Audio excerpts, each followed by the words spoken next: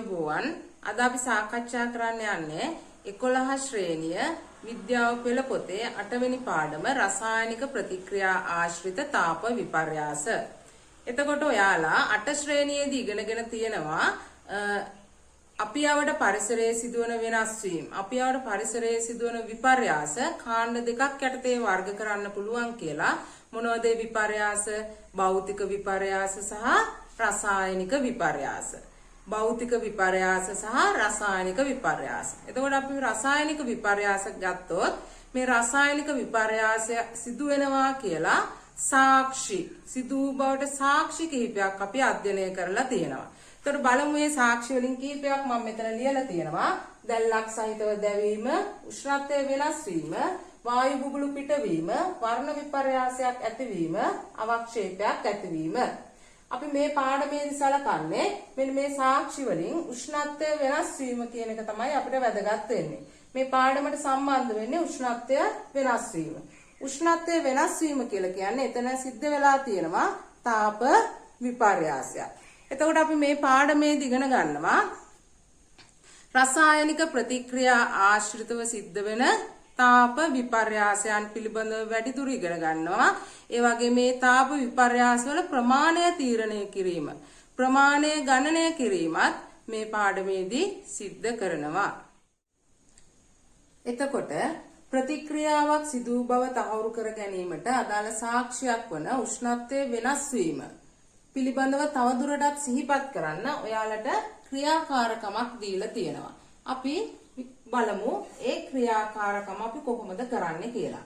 එතකොට ඔයාලට ඒ ක්‍රියාකාරකම කරද්දී මුලින්ම තියෙනවා පළවෙනි පියවර විදියට බීකරයක් අරගෙන ඒකට ජලය අර්ධයක් පමණ එකතු කර ගන්න ඕනේ. ඊළඟට ඒකේ ඒ ජලය ඒ ආරම්භක උෂ්ණත්වය මැනලා සටහන් කර ගන්නට ඕනේ. ඊළඟට ඝන සෝඩියම් හයිඩ්‍රොක්සයිඩ් සල්පයක් අරගෙන මේ බීකරයට එකතු කරන්න ඕනේ. එකතු කරලා වීදුරු කූරක් අරගෙන අපි මේක හොඳින් කලතන්න ඕනේ. ඇයි අපි හොඳින් කලතන්නේ? මිශ්‍රණය පුරා උෂ්ණත්වය ඒකාකාරව පවත්වා ගන්න. දැන් අපි මේකට උෂ්ණත්වය මානය දාලා තියෙන්නේ. එතකොට මේ උෂ්ණත්ව මානයේ උෂ්ණත්වය මොකද වෙන්නේ?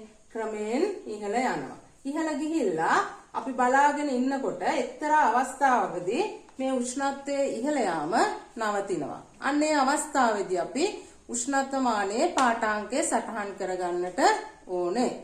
එතකොට ඔයාලට පේනවා මෙතෙන්දී ජලයේ ආරම්භක උෂ්ණත්වය, අපි හිතුවොත් ජලයේ ආරම්භක උෂ්ණත්වය සෙල්සියස් අංශක 25ක් වගේ අගයක තිබුණොත් මොකද වෙන්නේ? මේ ඝන සෝඩියම් හයිඩ්‍රොක්සයිඩ් දාලා හොඳින් කැළතුවට පස්සේ මේ උෂ්ණත්වය සෙල්සියස් අංශක 25 ඉඳලා ඉහළට ගිහිල්ලා එක්තරා අවස්ථාවකදී නවතිනවා. ඒතකොට අපි හිතමු මේ උෂ්ණත්වය සෙල්සියස් අංශක 28යි කියලා. එතකොට මොකද වෙලා තියෙන්නේ? මෙතන සෙල්සියස් අංශක 3ක උෂ්ණත්ව වෙනස් වීමක් සිද්ධ වෙලා තියෙනවා. ඒ කියන්නේ සෙල්සියස් අංශක 3කින් උෂ්ණත්වය ඉහළ ගිහිල්ලා තියෙනවා. මේ උෂ්ණත්වය ඉහළ යන්න හේතුව මොකද්ද? ජලයට ඝන සෝඩියම් හයිඩ්‍රොක්සයිඩ් එකතු කරාම එතන සිද්ධ වෙනවා රසායනික ප්‍රතික්‍රියාවක්. එතකොට මේ රසායනික ප්‍රතික්‍රියාවේදී මොකද වෙලා තියෙන්නේ? තාපය පිට වෙලා තියෙනවා. ඒ තාපය පිටවීම නිසා තමයි මේ උෂ්ණත්වයේ ඉහළ යාම සිද්ධ වුනේ. ඊළඟට ඔයාලට තියෙන්නේ ඊළඟ ක්‍රියාකාරකම බීකරයක් අරගෙන මුලින් වගේ එකටත් අර්ධයක් පමණ ජලය දාලා ඒකේ උෂ්ණත්වය සටහන් කර ගන්නවා. ආරම්භක උෂ්ණත්වය සටහන් කර ගන්නවා. අපි හිතමු මේ උෂ්ණත්වය සෙල්සියස් අංශක 25ක් කියලා. ඊළඟට මොකද වෙන්නේ? ඝන ඇමෝනියම් ක්ලෝරයිඩ් මේ ජලයට එකතු කරලා වීදුරු කූරක් අරගෙන මේ ජලය හොඳින් මිශ්‍ර කරනවා. ඒ මිශ්‍ර කරන්න අපි මේ මිශ්‍රණය පුරා උෂ්ණත්වය ඒකාකාරව පවත්වා ගන්න. මේ මිශ්‍ර කරන ගමන් අපි බලාගෙන ඉන්න උෂ්ණත්ව මානයේ පාඨාංකය දිහා. අපිට පේනවා උෂ්ණත්ව මානයේ පාඨාංකයේ ක්‍රමයෙන් පල්ලෙහාට ඇවිල්ලා එක්තරා අවස්ථාවකදී නවතිනවා. අනේ නවතින අවස්ථාවේදී උෂ්ණත්වය අපි සටහන් කරගන්න ඕනේ. අපි හිතමු මේ උෂ්ණත්වය සෙල්සියස් අංශක 23ක් කියලා. එතකොට ඔයාලට පේනවා මේ පාඨාංක දිහා බැලුවම 25 ඉඳලා 23 දක්වා උෂ්ණත්වයේ අඩුවීමක් සිද්ධ වෙලා තියෙනවා. උෂ්ණත්වයේ අඩුවීමක් සිද්ධ වෙලා තියෙනවා. සෙල්සියස් අංශක 2ක පමණ උෂ්ණත්වයේ අඩුවීමක් සිද්ධ වෙලා තියෙනවා. එතකොට ඇයි මේ උෂ්ණත්වය අඩු වෙන්නේ? ජලයට ඇමෝනියම් ක්ලෝරයිඩ් ඝනය දැම්මම පද්ධතියේ උෂ්ණත්වය අඩු වෙනවා, සිසිල් වෙනවා. ඒකට හේතුව තමයි මේ රසායනික ප්‍රතික්‍රියාවේදී මොකද වෙන්නේ? තාපය අවශෝෂණය කරගෙන තියෙනවා. එතකොට මේකෙන් අපිට බලා ගන්න පුළුවන් සමහර රසායනික ප්‍රතික්‍රියා සිද්ධ වෙනකොට තාපය මුදා හරිනවා. සමහර රසායනික ප්‍රතික්‍රියා සිද්ධ වෙනකොට තාපය අවශෝෂණය වෙනවා. එතකොට අපිට පේන දේ තමයි උෂ්ණත්වයේ වැඩිවීම සහ උෂ්ණත්වයේ අඩුවීම. එතකොට ඒකෙන් අපි තේරුම් ගන්න ඕනේ දේ තමයි උෂ්ණත්වය වැඩි වෙනකොට තාපය පිටවීමක් සිද්ධ වෙලා තියෙනවා එතන. උෂ්ණත්වය අඩු වෙනකොට එතන තාපය අවශෝෂණයක් සිද්ධ වෙලා තියෙනවා කියන එක.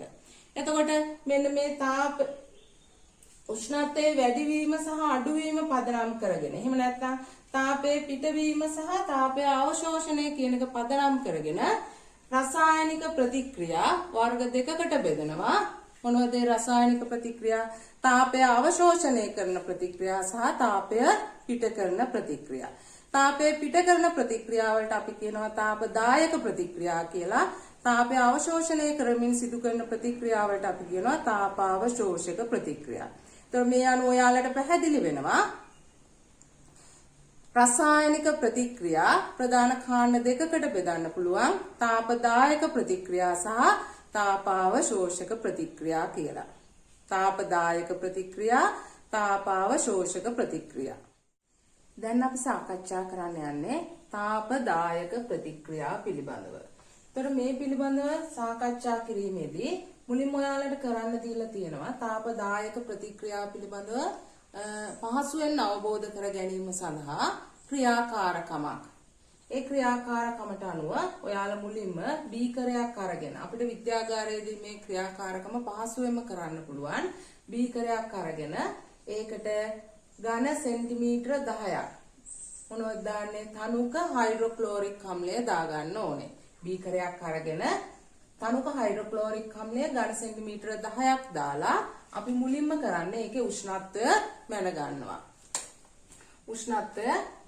අපි ආසන්න වශයෙන් ඒකේ උෂ්ණත්වය ඔයාලට අවබෝධ කර ගැනීම පහසු වීම සඳහා අපි හිතමු උෂ්ණත්වය සෙල්සියස් අංශක 27ක් කියලා. උෂ්ණත්වය තනුක හයිඩ්‍රොක්ලෝරික් අම්ලය දැම්මහම උෂ්ණත්වය සෙල්සියස් අංශක 27ක් කියලා. ඊළඟට තියෙනවා කුඩා මැග්නීසියම් පටි කෑල්ලක් අරගෙන ඒක හොඳට සුද්ධ කරන්න ඕනේ. ඒක බාහිර තියෙනවා මොනවද? මැග්නීසියම් ඔක්සයිඩ් පටලය හැදිලා. මේ මැග්නීසියම් ඔක්සයිඩ් පටලය අයින් කරලා දානවා නම් හොඳයි. සුද්ධ කරලා මැග්නීසියම් ඔක්සයිඩ් පටලය අයින් කරලා අපි මොකද කරන්නේ? මේ මැග්නීසියම් පටි කෑල්ල දානවා මේ තනුක හයිඩ්‍රොක්ලෝරික් අම්ලයට. හයිඩ්‍රොක්ලෝරික් අම්ලයට දැම්මම ඔයගොල්ලන්ට පේනවා මෙතන මැග්නීසියම් පටිය තනුක හයිඩ්‍රොක්ලෝරික් අම්ලයත් එක්ක ප්‍රතික්‍රියා කරනවා, වායු බුබුලු පිට වෙනවා පේනවා.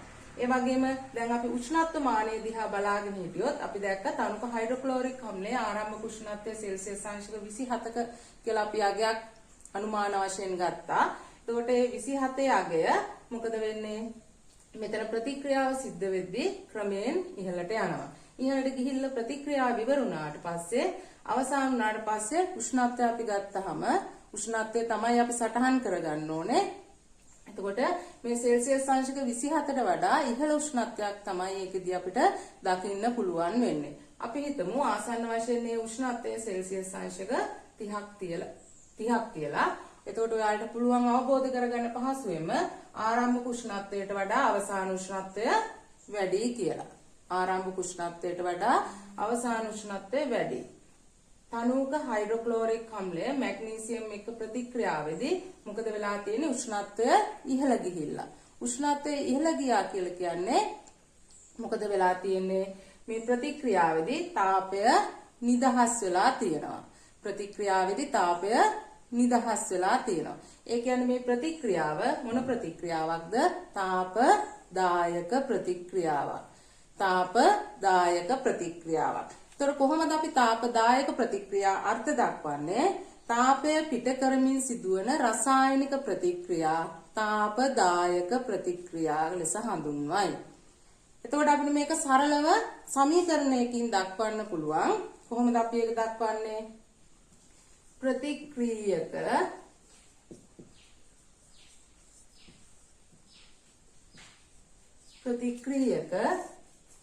ඔයගොල්ලෝ දන්නවා රසායනික ප්‍රතික්‍රියාවකදී මොකද වෙන්නේ? ප්‍රතික්‍රියක ඵල බවට පත් වෙනවා. ප්‍රතික්‍රියක ඵල බවට පත් වෙනවා. එතකොට මේ තාපදායක ප්‍රතික්‍රියාවේ ප්‍රතික්‍රියක මොනවද? මැග්නීසියම් සහ තනුක හයිඩ්‍රොක්ලෝරික් අම්ලය. ඒතර ඵල බවට පත් වෙලා ඔයාලා දන්නවා මෙතෙන්දී තාපය පිට වුණා. එහෙනම් ධන තාපය ඵල විතරක් නෙමෙයි එතෙන්දී හැදුනේ තාපයක් පිට වුණා. ඒක නිසා තාපදායක ප්‍රතික්‍රියාව සරල සමීකරණයකින් මේ විදිහට අපිට නිරූපණය කරන්න පුළුවන්. එතකොට ඔයාලට පේනවා මේ ප්‍රතික්‍රියක සහ ඵල කියන ඒවා ශක්ති මට්ටම් දෙකක තියෙන්නේ. ප්‍රතික්‍රියක වල ශක්තිය වැඩි, ඵලවල ශක්තිය අඩුයි. තාපදායක ප්‍රතික්‍රියාවක ප්‍රතික්‍රියක සතු ශක්තිය වැඩි, ඵලවල ශක්තිය අඩුයි. එතකොට අපිට මේක ශක්ති මට්ටම් සටහනකින් නිරූපණය කරන්නට පුළුවන්. එතකොට මේ ඔයාලට පෙන්නලා තියෙන්නේ තාපදායක ප්‍රතික්‍රියාවකට අදාළ ශක්ති මට්ටම් සටහන. ඔයාලට පේනවා මේ සිරස් y අක්ෂයෙන් ශක්තිය තමයි නිරූපණය කරන්නේ. එතකොට මේ අක්ෂයේ ඉහළට යන්න ශක්තිය වැඩි වෙනවා. එතකොට ඔයාලට පේනවා ඉහළ මට්ටමේ තමයි ප්‍රතික්‍රියක තියෙන්නේ, පහළ මට්ටමේ තමයි ඵල තියෙන්නේ. තාපය මෙතෙන්දී ප්‍රතික්‍රියකවල තාපය පිට වෙනවා, ශක්තිය පිට වෙනවා. ශක්තිය පිට වෙන නිසා තමයි ඵලවල ශක්තිය අඩු වෙලා තියෙන්නේ. එතකොට ඔයාලට පේනවා තාපදායක ප්‍රතික්‍රියාවක හැමතිස්සෙම ඵලවල ශක්තිය ප්‍රතික්‍රියකවල ශක්තියට වඩා අඩු වෙනවා. හොඳයි. දැන් අපි බලමු අපි සිදු කළ ක්‍රියාකාරකමට අදාළ රසායනික ප්‍රතික්‍රියාවට අදාළ ශක්ති මට්ටම් සටහන කොහොමද අපි අඳින්නේ කියලා.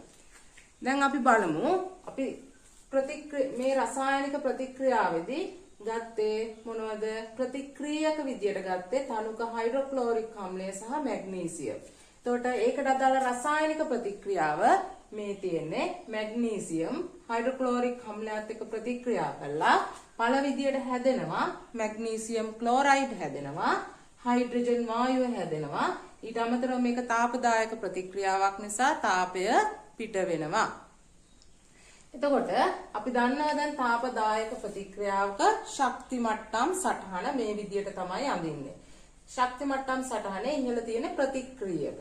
එතකොට අපි මේ ප්‍රතික්‍රියාවට අදාළ ශක්ති මට්ටම් සටහන අඳිනකොට ශක්තියෙන් වැඩි වෙන්නේ ප්‍රතික්‍රියක නිසා ශක්ති මට්ටම් සටහනේ ඉහළ තියෙන්න ඕනේ මේ විදියට ප්‍රතික්‍රියක. ශක්ති මට්ටම් සටහනේ පහළ තියෙන්න ඕනේ ඵල. ඒ වගේම මෙතන ශක්තිය පිටවීම අපි නිරූපණය කරන්නට ඕනේ. ඒතර මෙන්න මේ විදිහට තමයි අපි මේ ප්‍රතික්‍රියාවට අදාළ ශක්ති මට්ටම් සටහන අඳින්නේ.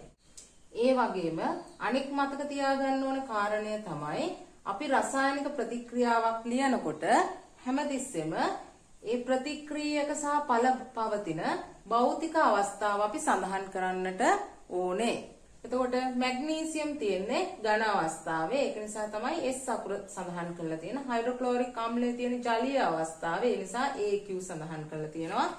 මැග්නීසියම් ක්ලෝරයිඩ් තියෙන ජලීය අවස්ථාවේ AQ සඳහන් කරලා තියෙනවා. හයිඩ්‍රජන් වායු විදියට පිට වෙනවා. ඒක නිසා ගෑස් කියන එක G කියලා සඳහන් කරලා තියෙනවා. එතකොට මෙන්න මේ විදියට රසායනික ප්‍රතික්‍රියාවක් ලියනකොට අපි හැමතිස්සෙම භෞතික අවස්ථාවේ ප්‍රතික්‍රියක සහ ඵල පවතින භෞතික අවස්ථා සටහන් කරන්නම අවශ්‍ය වෙනවා. අපි දැන් සාකච්ඡා කරන්න යන්නේ තාපාව ශෝෂක ප්‍රතික්‍රියා පිළිබඳව. එතකොට මේ තාපාව ශෝෂක ප්‍රතික්‍රියා පිළිබඳව ඔයාලට හොඳින් පැහැදිලි වීම සඳහා ඔයාලගේ පෙළ පොතේ දීලා තියෙනවා ක්‍රියාකාරකමක් කරන්න. එතකොට අන්නේ ක්‍රියාකාරකමට අනුව ඔයාලා මුලින්ම ගන්න ඕනේ මොනවද? බීකරයක් අරගෙන ඒකට සිට්‍රික් අම්ලය ඝන සෙන්ටිමීටර 10ක් පමණ එකතු කරගන්නට ඕනේ. එකතු කරගෙන ඒකේ සිට්‍රික් අම්ලය ඝන සෙන්ටිමීටර 10 ආරම්භක උෂ්ණත්වය සටහන් කරගන්න ඕන. එතකොට අපි හිතමු සිට්‍රික් අම්ලයේ ආරම්භක උෂ්ණත්වය සෙල්සියස් අංශක 27යි කියලා.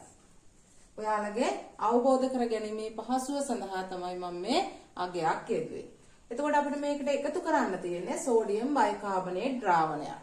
එතකොට සෝඩියම් බයිකාබනේට් වලත් ඔයාලා ආරම්භක උෂ්ණත්වය මැනගෙන ඉන්න ඕන.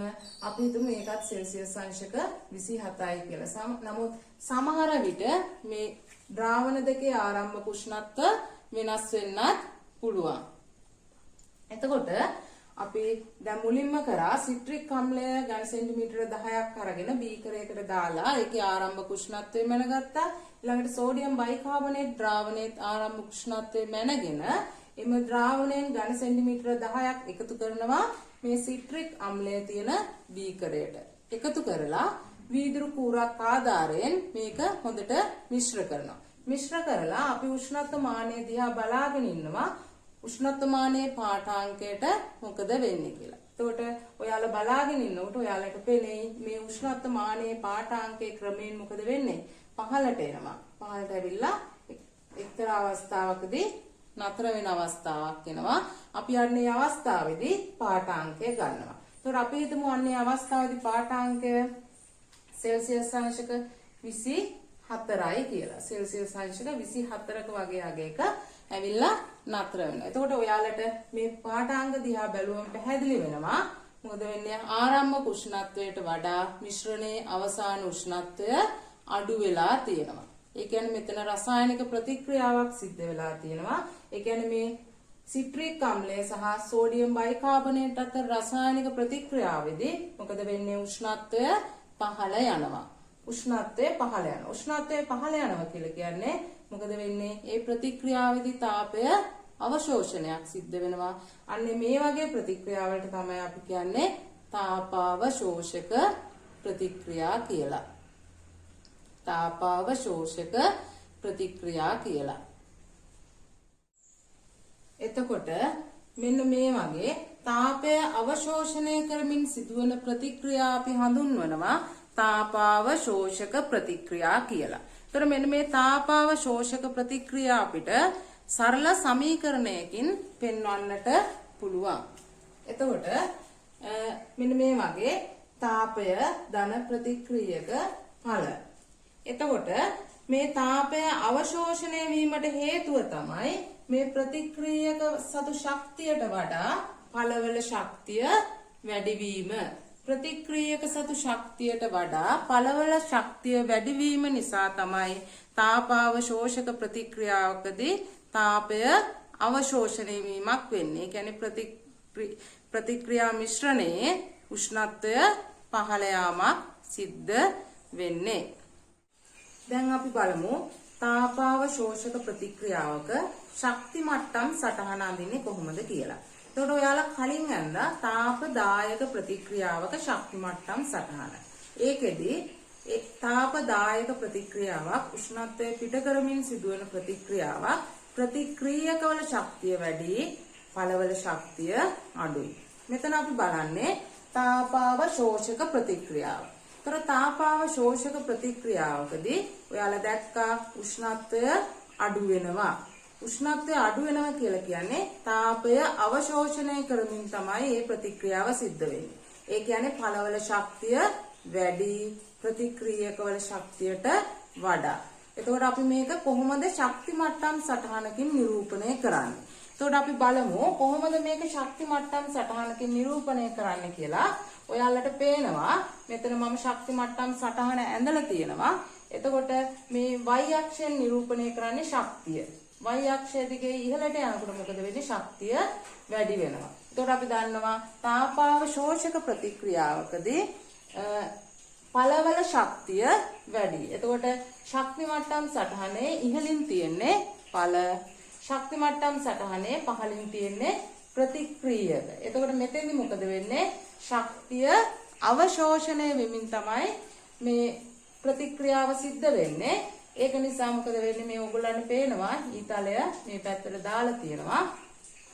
එතකොට දැන් ඔයාලට පුළුවන් තාපාවශෝෂක ප්‍රතික්‍රියාවක් සඳහා ශක්ති මට්ටම් සටහන අඳින්න. මේක හොඳට මතක තියාගන්න. ශක්ති මට්ටම් සටහනේ ඵල ඉහළින් තියෙන්නේ, ප්‍රතික්‍රියක පහළින් තියෙන්නේ. එතකොට දැන් ඔයාලා දන්නවා තාපදායක ප්‍රතික්‍රියාවකට ශක්ති මට්ටම් සටහන අඳින්න, ඒ වගේම තාපාවශෝෂක ප්‍රතික්‍රියාවකට ශක්ති මට්ටම් සටහන අඳින්න.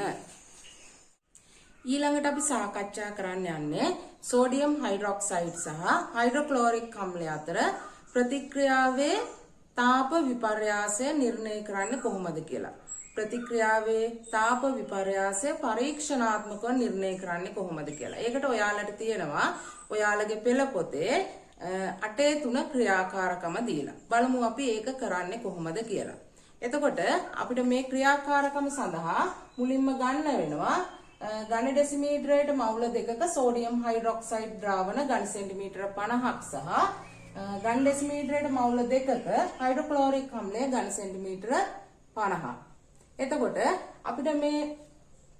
අපි මුලින්ම කරන්න ඕනේ මිනුම් සරාවක් ආධාරයෙන් මේ දීලා තියෙන වගේ කුඩා බීකර දෙකක් අරගෙන එකකට සෝඩියම් හයිඩ්‍රොක්සයිඩ් ඝන සෙන්ටිමීටර 50ක් මැන ගන්න ඕනේ. අනිත් එකට හයිඩ්‍රොක්ලෝරික් අම්ලය ඝන සෙන්ටිමීටර 50ක් මිනුම් සරාවක් ආධාරයෙන් මැන ගන්නට ඕනේ. එතකොට අපි දන්නවා තාප විපර්යාසය නිර්ණය කරනකොට අපිට අවශ්‍ය වෙනවා උෂ්ණත්ව අගයන්. ආරම්භක උෂ්ණත්ව අගයන් සහ අවසාන උෂ්ණත්ව අගයන් අවශ්‍ය වෙනවා. එතකොට අපි කරන්න ඕනේ ඊළඟට මේ ද්‍රාවණ දෙකේ සෝඩියම් හයිඩ්‍රොක්සයිඩ් ඝන සෙන්ටිමීටර 50 සහ හයිඩ්‍රොක්ලෝරික් අම්ලය ඝන සෙන්ටිමීටර 50 ආරම්භක උෂ්ණත්වයන් මැන ගන්න ඕනේ. එතකොට මේ සඳහා භාවිතා කරනවා උෂ්ණත්ව මානයක්. එතකොට අපි මුලින්ම සෝඩියම් හයිඩ්‍රොක්සයිඩ් ද්‍රාවණයට උෂ්ණත්ව මානය දාලා ඒකේ ආරම්භක උෂ්ණත්වය මැන ගන්නවා. අපි හිතමු සෝඩියම් හයිඩ්‍රොක්සයිඩ් වල ආරම්භක උෂ්ණත්ව අගයන්. ආරම්භක උෂ්ණත්වය සෝඩියම් හයිඩ්‍රොක්සයිඩ් වල ආරම්භක උෂ්ණත්වය සෙල්සියස් අංශක 25ක් වගේ අගයක තිබුණා කියලා. දැන් ඔයාලට ගණනය කිරීම පහසු වීම සඳහා මම මේකේ අගයන් දානවා. සෝඩියම් හයිඩ්‍රොක්සයිඩ් ද්‍රාවණයේ ආරම්භක උෂ්ණත්වය සෙල්සියස් අංශක 25ක් කියලා. ඊළඟට අපි මනිනවා හයිඩ්‍රොක්ලෝරික් අම්ලයේ ආරම්භක උෂ්ණත්වය. එතකොට අපි මෙතෙන්දි මතක තියාගන්න ඕන එකක් තමයි අපි මේ සෝඩියම් හයිඩ්‍රොක්සයිඩ් ද්‍රාවණයට දාපු උෂ්ණත්ව මානය එහෙමම අරගෙන හයිඩ්‍රොක්ලෝරික් අම්ල ද්‍රාවණයට දාන්නේ නැහැ. ඒකට හේතුව තමයි මේ උෂ්ණත්ව මානය ස්පර්ශ වෙලා තියෙනවා, තැවරිලා තියෙනවා සෝඩියම් හයිඩ්‍රොක්සයිඩ්. එතකොට ඒක ඒ විදිහටම හයිඩ්‍රොක්ලෝරික් අම්ල ද්‍රාවණයට දැම්මොත් මේ හයිඩ්‍රොක්ලෝරික් අම්ලයත් එක්ක උෂ්ණත්ව මානයේ තැවරිලා තියෙන සෝඩියම් හයිඩ්‍රොක්සයිඩ් ප්‍රතික්‍රියා කිරීම නිසා මොකද වෙන්නේ මේ ද්‍රාවණයේ උෂ්ණත්වය වෙනස් වෙන්න පුළුවන්. අන්නේ දෝෂය මගහැරීම සඳහා අපි මොකද කරන්නේ? සෝඩියම් හයිඩ්‍රොක්සයිඩ් වල උෂ්ණත්වය මැන්නට පස්සේ මේ උෂ්ණත්ව මානයේ හොඳින් සෝදලා තමයි හයිඩ්‍රොක්ලෝරික් අම්ලය ද්‍රාවණයට දාන්න ඕනේ. හයිඩ්‍රොක්ලෝරික් අම්ලය ද්‍රාවණයට උෂ්ණත්ව මානය දාලා අපි ඒකේ ආරම්භක උෂ්ණත්වය මැන ගන්නවා. එතකොට අපිට සමහර වෙලාවට මේ කලින් සෝඩියම් හයිඩ්‍රොක්සයිඩ් ද්‍රාවණයේ තිබ්බ උෂ්ණත්වයම එන්න පුළුවන්. සෙල්සියස් අංශක 25යි කියලා. නැත්නම් ඊට වඩා වෙනස් අගයක් එන්නත් පුළුවන්. අපි ගණනය කිරීමේදී මේක වඩා පැහැදිලි කර ගැනීම සඳහා අගයන් දෙකක් අපි හිතමු එක අගයක් හයිඩ්‍රොක්ලෝරික් අම්ලයට සමහර වෙලාවට සෙල්සියස් අංශක 25 අගය එන්නත් පුළුවන්. නැත්නම් ඊට වඩා වෙනස් 27 කියන අගය එන්නත් පුළුවන්. එතකොට ආරම්භක උෂ්ණත්ව අගයන් එකක් තියෙන්නත් පුළුවන්. නැත්නම් ඊට දෙකක් තියෙන්නත් පුළුවන්. හරිද? එතකොට ඊළඟට අපි කරන්න ඕනේ මේ ද්‍රාවණ දෙක මොකද කරන්න ඕනේ? රසායනික ප්‍රතික්‍රියාව සිදුවීමට නම් මේ ද්‍රාවණ දෙක මිශ්‍ර කරන්න ඕන වෙනවා. හරි. දැන් අපි බලමු මේ ද්‍රාවණ දෙක මිශ්‍ර කරගන්නේ කොහොමද කියලා. ඔයාලා දන්නවා සෝඩියම් හයිඩ්‍රොක්සයිඩ් කියන්නේ භාෂ්මයක්, HCl කියලා කියන්නේ අම්ලයක්. අම්ලයක් භාෂ්මයක් එක්ක ප්‍රතික්‍රියා කරනකොට ලවණයක් සහ ජලය හැදෙනවා. ඒ කියන්නේ එතන රසායනික ප්‍රතික්‍රියාවක් සිද්ධ වෙනවා. දැන් අපි බලන්නේ මෙතන සිද්ධ වෙන රසායනික ප්‍රතික්‍රියාවේ තාප වෙනසක් සිද්ධ වෙනවද කියලා උෂ්ණත්වය මැනීම මගින්. එතකොට අපි එතෙන්දී මේ රසායනික ප්‍රතික්‍රියාව සිද්ධ වීමේදී සිදුවන තාප හානිය අපි මොකද කරන්න ඕන? වළක්වන්න ඕන. පිටතින් තාපය ලබා ගැනීම හෝ මේ රසායනික ප්‍රතික්‍රියාව සිද්ධ වීමේදී පිටවන තාපය පරිසරයට හානි වීම වළක්වන්න ඕන. ඒ සඳහා අපි විශේෂයෙන්ම සැකසුණු මොකද්ද? පොලිස්ටයිරීන් කෝපයක් ඇතුලේ මෙන්න මේ වගේ පොලිස්ටයිරීන් කෝපයක් ඇතුලේ තමයි මේ මිශ්‍රණ දෙක එකතු කරන්නේ. මේ ද්‍රාවණ දෙක සෝඩියම් හයිඩ්‍රොක්සයිඩ් සහ HCl මිශ්‍ර කිරීම සිද්ධ කරන්නේ පොලිස්ටයිරීන් කෝපය ඇතුලේ. ඒකට තියෙනවා මේ දෙක එකට මිශ්‍ර කරපු ගමන් මොකද කරන්න ඕන? අපි මේ පරිවාරක පියනෙන් මහන්න ඕන. ඔයාලට පේනවා මේ පද්ධතියේ මේක තමයි අපි භාවිතා කරන පද්ධතිය. මේක පියනට සම්බන්ධ කරලා තියෙනවා වීදුරු කූරක් සහ උෂ්ණත්ව මානයක්. ඇයි අපි උෂ්ණත්ව මානය සම්බන්ධ කරන්නේ? පද්ධතියේ උෂ්ණත්වය අවසාන උෂ්ණත්වය මැන ගැනීමට අවශ්‍ය නිසා. ඇයි අපි වීදුරු කූරක් සම්බන්ධ කරන්නේ? අපි වීදුරු කූරක් සම්බන්ධ කරන්නේ මේ මිශ්‍රණයේ ඒකාකාර මේ මිශ්‍රණය හොඳින් කලතන්න ඕන. මේ මිශ්‍රණය කලතලා මිශ්‍රණය පුරාම උෂ්ණත්වය මොකද කරන්න ඕනේ? ඒකාකාරව පවත්ව ගන්න ඕනේ. එහෙම නැත්නම් අපිට මෙතන නිවැරදි උෂ්ණත්ව අගයක් ලැබෙන්නේ නැහැ. අපි මොකද කරන්නේ දැන්? මේක මිශ්‍ර කරාට පස්සේ අපි හොඳට බලාගෙන ඉන්න ඕනේ උෂ්ණත්ව මානය දිහා. උෂ්ණත්වය ඉහළ යනවද පහළ යනවද කියලා. ඊට පස්සේ මොකද කරන්නේ? උෂ්ණත්වය අපි දන්නවා මේකෙදි උෂ්ණත්වයේ ඉහළ යාමක් වෙනවා. ඒ ඉහළ යන උෂ්ණත්වය ඉහළ ගිහිල්ලා එක්තරා අවස්ථාවකදී මොකද වෙන්නේ? උෂ්ණත්වය ඉහළ යන එක නතර වෙනවා. අන්නේ ඒ උෂ්ණත්වය තමයි අපි ලබා ගන්නට කියවා ගන්නට ඕනේ. එතකොට අපි හිතමු මෙතෙන්දී ලැබෙන අවසාන උෂ්ණත්වය අපි අගයක් දාගමු. අපි හිතමු උෂ්ණත්වය සෙල්සියස් අංශක අවසාන උෂ්ණත්වය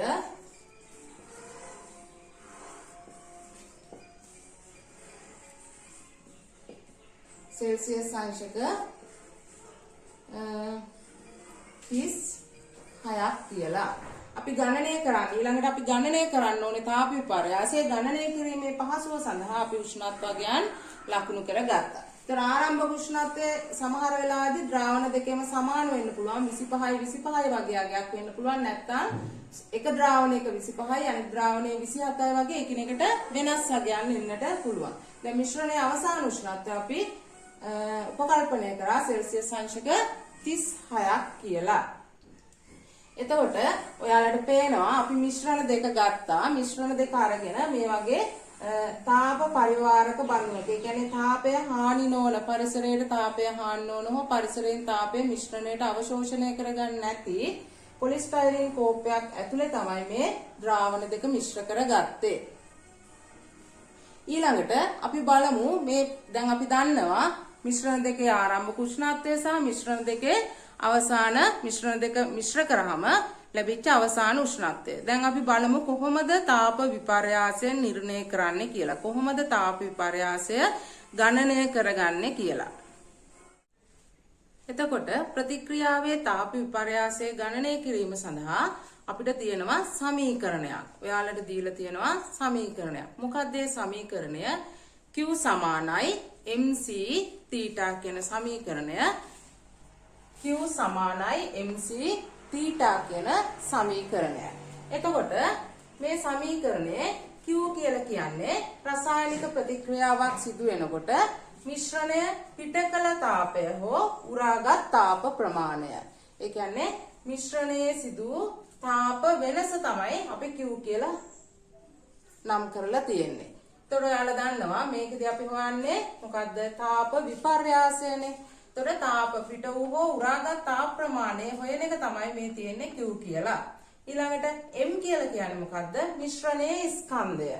මිශ්‍රණය අපි මිශ්‍ර කරපු මිශ්‍රණයේ ද්‍රාවණ දෙකක් මිශ්‍ර කරා නම් අන්නේ ද්‍රාවණවල එක එක ද්‍රාවණවල ස්කන්ධවල එකතුව මිශ්‍රණයේ අපි මිශ්‍ර කරපු මිශ්‍රණයේ ස්කන්ධය තමයි M කියලා කියන්නේ. ඊළඟට C කියලා කියන්නේ මිශ්‍රණයේ විශිෂ්ට තාප ධාරිතාවය.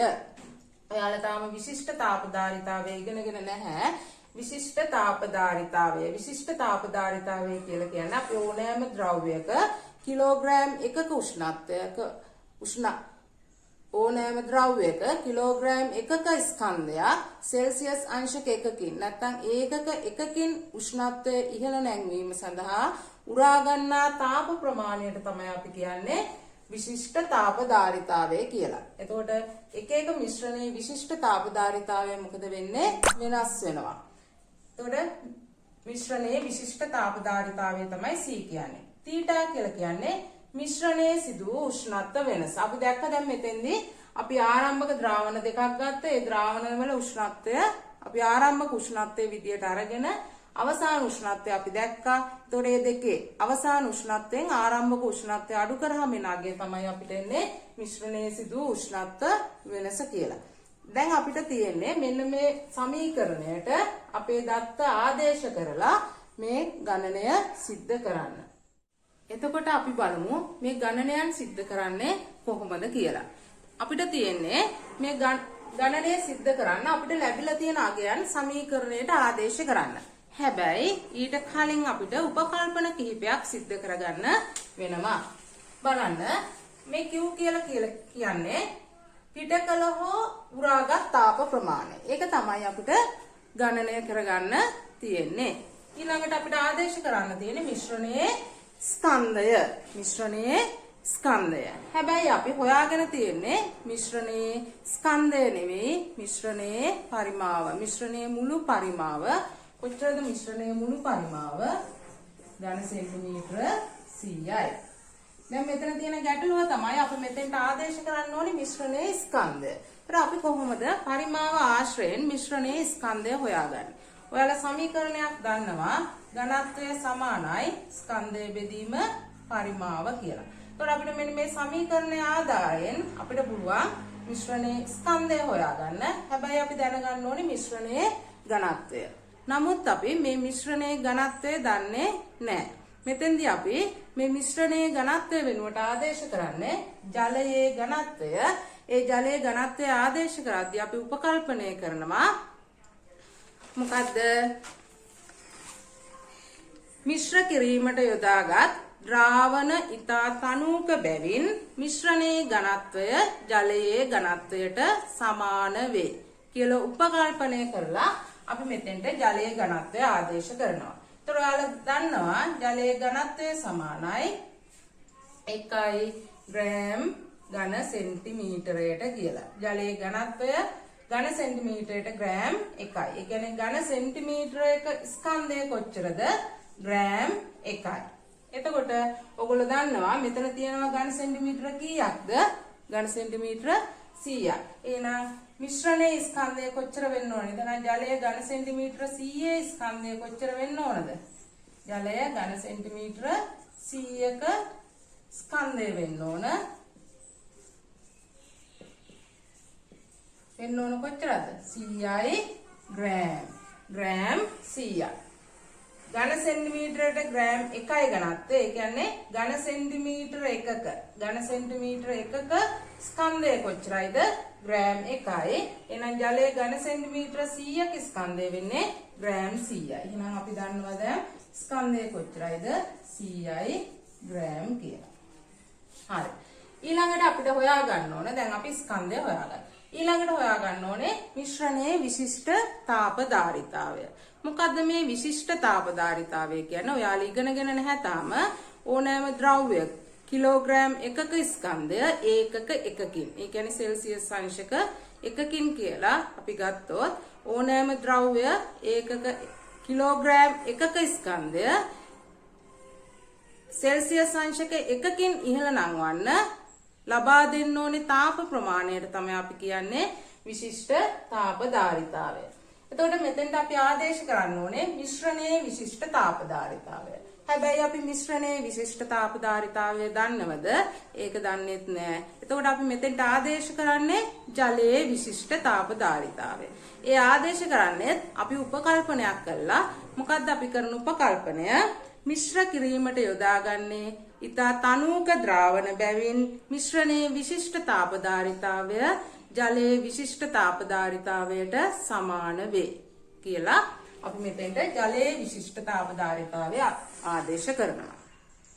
ඊළඟට අපිට ඉතුරු වෙලා තියෙන්නේ මිශ්‍රණයේ උෂ්ණත්ව වෙනස. කොහොමද අපි උෂ්ණත්ව වෙනස හොයන්නේ? අපි දන්නවා මිශ්‍රණයේ ආරම්භක උෂ්ණත්වය. මිශ්‍රණයේ ආරම්භක උෂ්ණත්වය.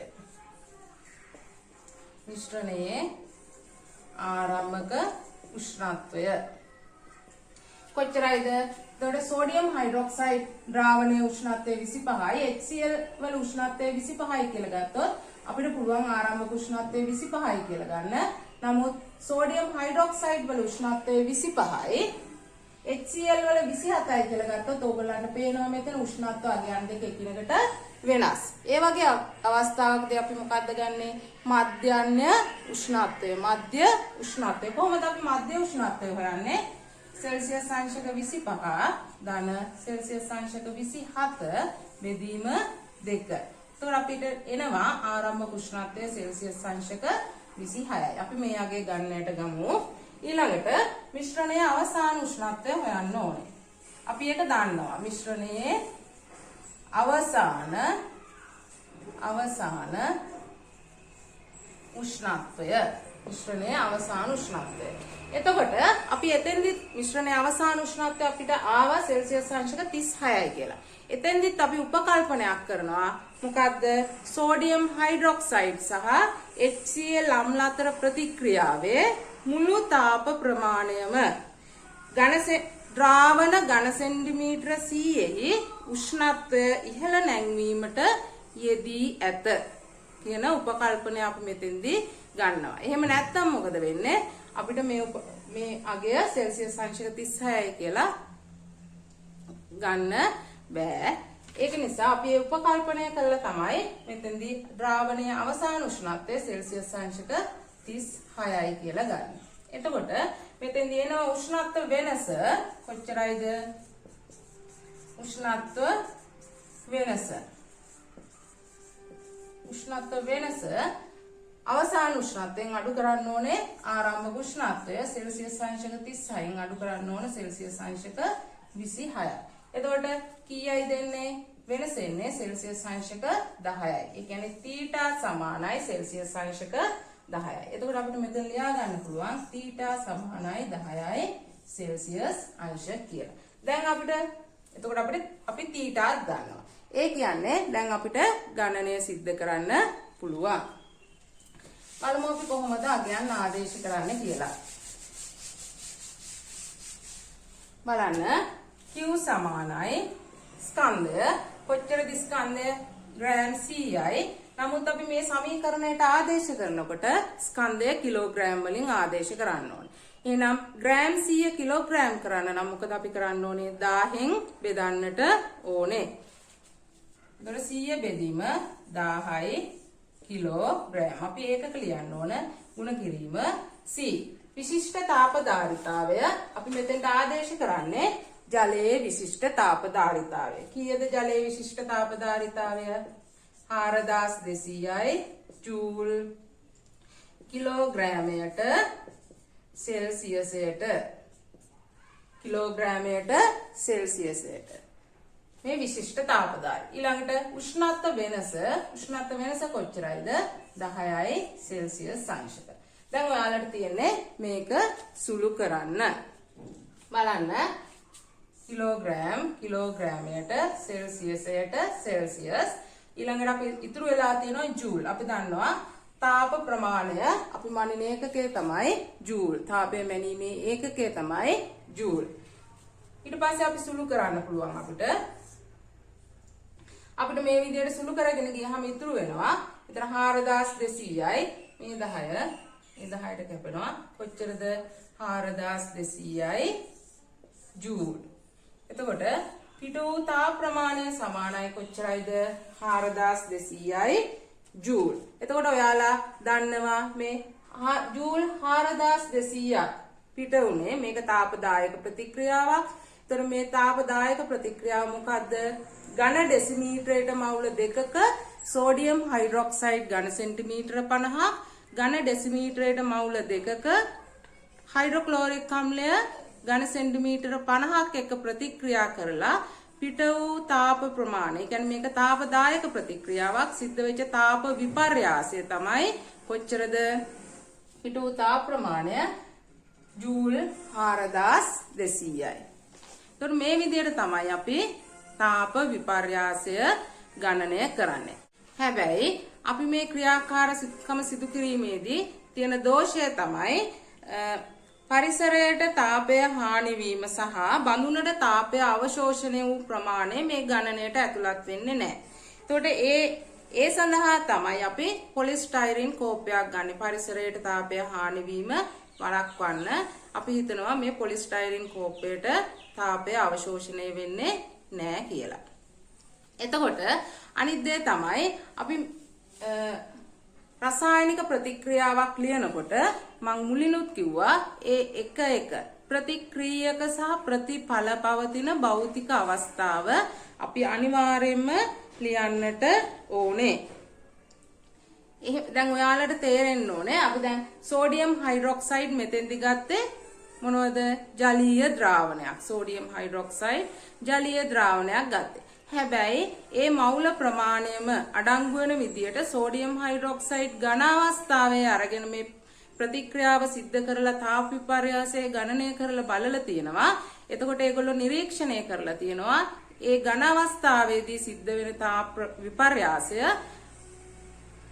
විපර්යාසයෙන් ලැබෙන අගය මේ ජූල් 4200ට වඩා වෙනස් කියලා. එහෙනම් ඔයාලට තේරෙන්න ඕන ප්‍රතික්‍රියක පවතින භෞතික අවස්ථාව වෙනස් වෙනකොට සිද්ධ වෙන තාප විපර්යාසයන්ගේ අගයත් වෙනස්. ඒක නිසා අපි රසායනික ප්‍රතික්‍රියාවක් ලියනකොට අනිවාර්යයෙන්ම ලියන්න ඕනේ මොකද්ද?